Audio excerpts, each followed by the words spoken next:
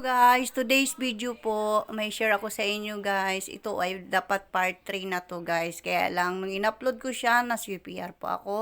Dahil yung may area talaga na nabidyohan ko po, may tugtog na original. So, nung naano ko, copyright siya. So, wala tayong magagawa guys. Ang ginawa ko, dinelete ko siya at nag-voice over na lang po ako. Kaya pagpasyensyahan nyo na guys, yung aking boses at para ako'y namamalat na.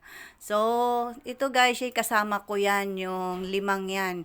Yung 3 dyan, magkakapatid, tapos yung 2, magkapatid din dahil hipag ko yung 2 dyan guys. So, ito ay sa Skyrance pa rin po. So, bali, part 3 to guys, nung pumunta kami. Pumunta kami dyan sa Tagaytay nung June 20 dahil umatin kami ng kasal ng pinsan ng mister ko na lalaki. Tapos, June 21, kinabukasan, linggo, ay kami na pagplanuhan ng masyal dito sa Skyrance. Alam nyo guys, first time kong talagang pumunta dito sa lugar na to.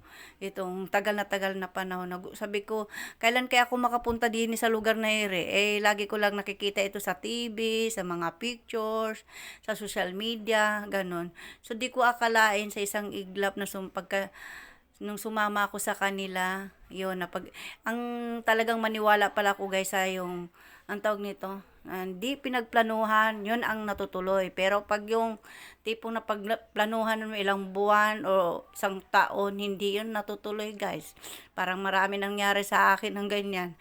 So ito talaga guys, wala to sa isip namin dahil nung time na yan, ang balak lang namin, aatin lang kami ng kasal sa pinsan ng mister ko noong June 20, Sabado yon. Eh yun, nung nagbihis kami, ayun na, napag-isipan na, pupunta daw kami ng nagbihis kami guys dahil pauwi na nga, pabalik na ng Maynila. Ayun na, napag-isipan kami, pupunta daw kami dyan sa Skyrance. O, diba? Ang talagang wala sa plano, yun ang natutuloy. Ayan nga po, nakapasok kami dyan, tas tawag nito, pasalamat ako sa pinsan ng mister ko tsaka sa hipag ko dahil libre lang to guys. Sabi ganun. So ang ganda pala dito talaga guys, maganda dito magpamilya kayo kasi maraming rides na pambata. Yan, pumunta nga ako dyan sa area na yan. So sigawan talaga ang nangyayari dyan.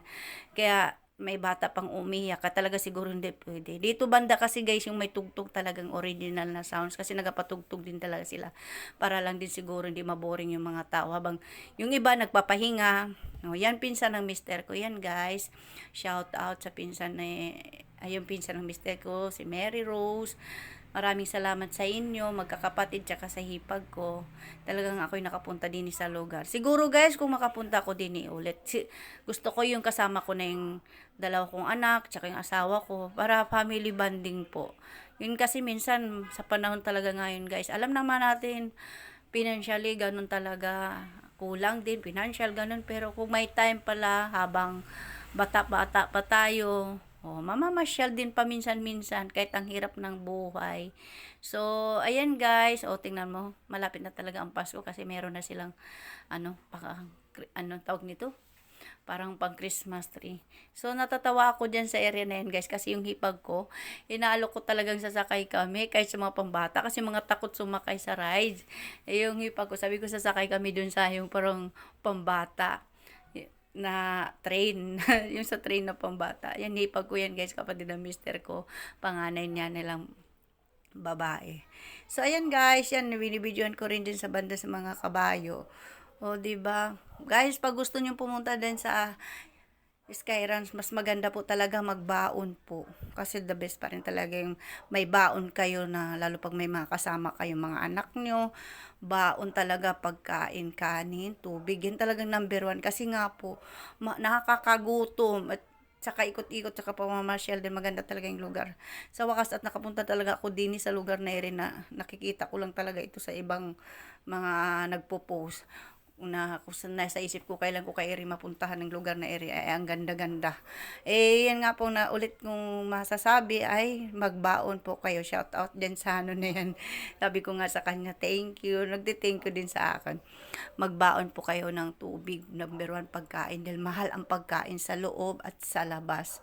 Lalo't lahat pag may kasama kayong bata. Pagkain pa rin talaga ang number 1 guys. Di baling mabigat bitbitin Pero sulit makatipid kayo guys. Kaya mula kami Pedro Hill, sumakay kami ng bus Patagaytay. Ang baba lang po namin sa may Olivares. May sakayan na rin ng jeep dyan papuntang Skyranch. Kaya mabilis lang, kumbaga sa mabilis naman ang biyahe po. Kaya lang traffic lang talaga kasi may ginagawang kalsada dun sa may Dasmariñas banda. Kaya thank you for watching guys. Bye-bye. Maraming salamat po sa inyo sa panonood. Please pa-subscribe na rin po. Thank you for watching guys. Bye-bye.